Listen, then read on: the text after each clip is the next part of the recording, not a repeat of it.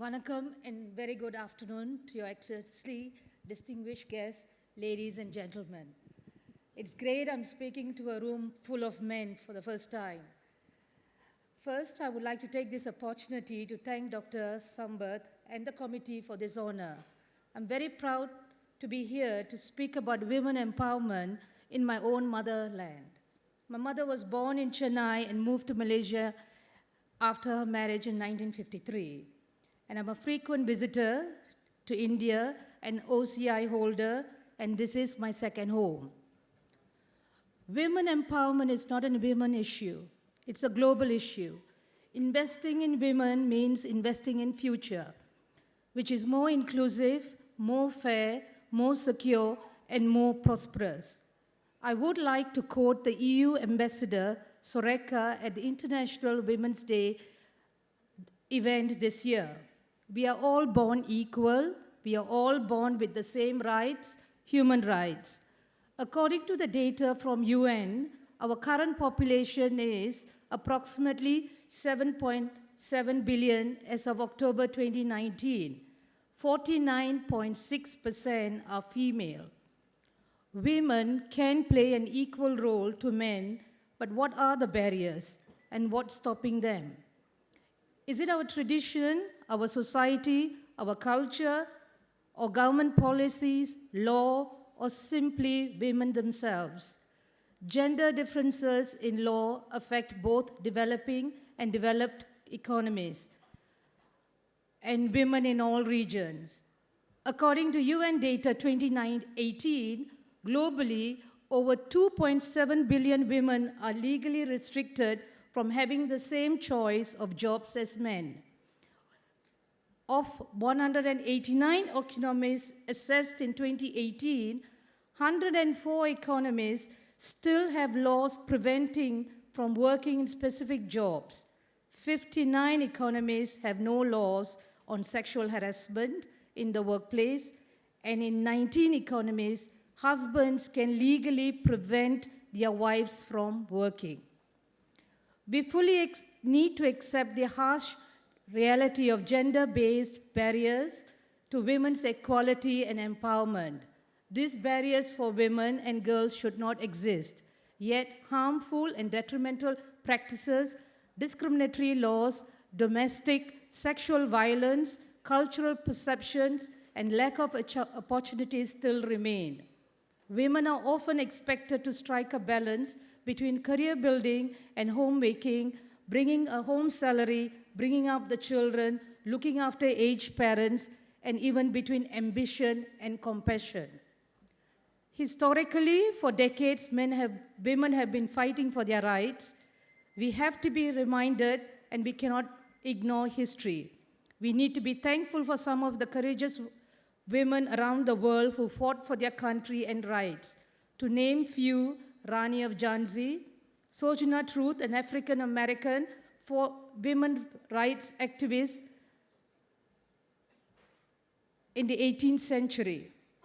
It's imperative that women and men join hands to provide a better world for our future generation. It's only now that the world has begun to understand that women have been left out of equation. Steps must be taken to rectify this because women can add immense value to the growth of the global economy.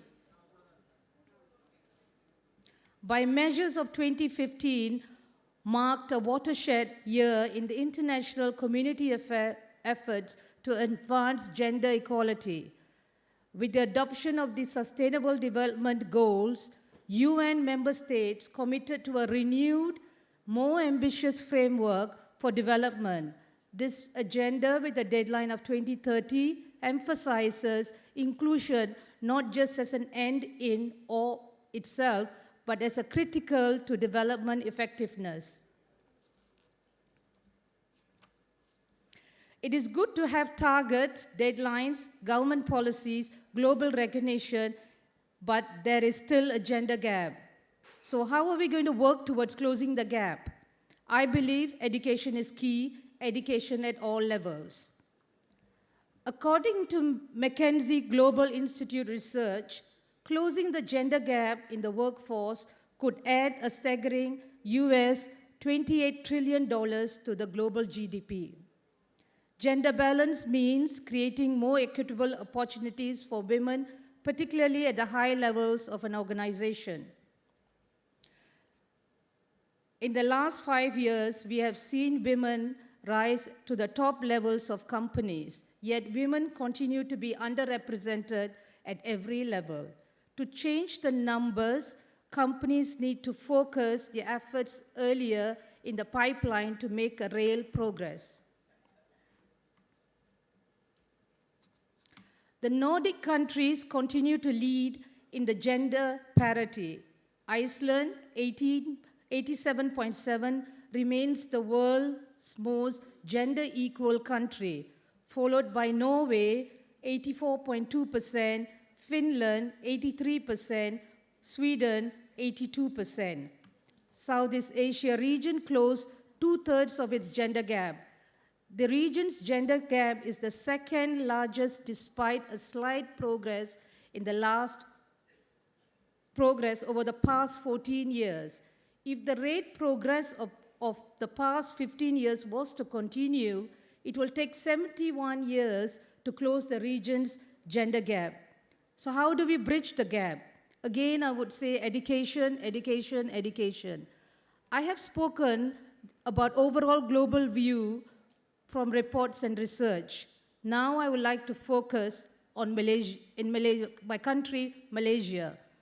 In 2019, the Malaysian population estimate 32.6 million, 15.8 million are female, 16.8 million are male, and over 3 million are Indians.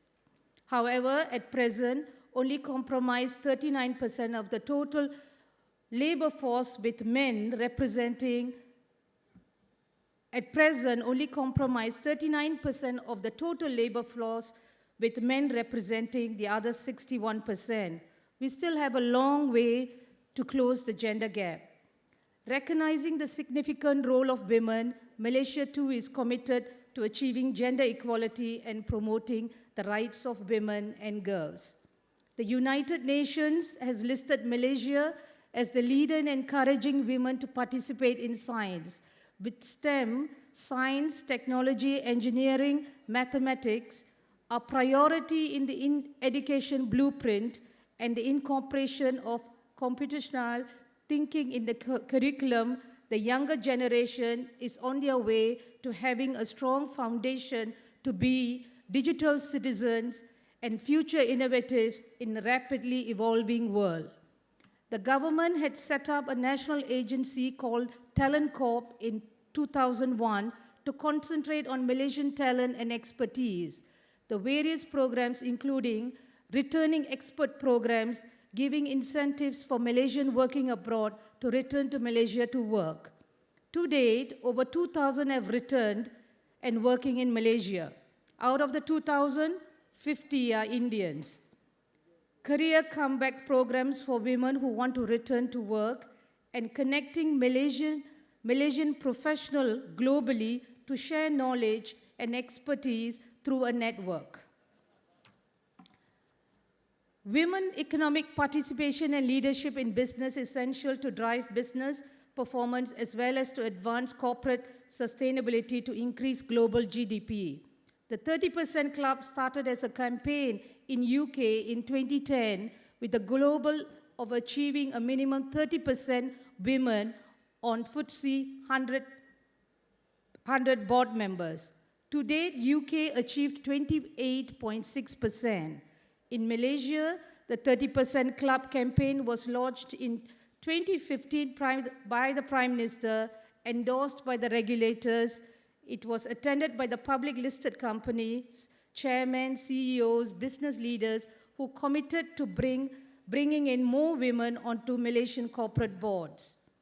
Besides influencing the CEOs and the directors of public listed companies, we also advocate corporate governance best practice to Malaysian investors council, mainly government bodies, to encourage boardroom diversity.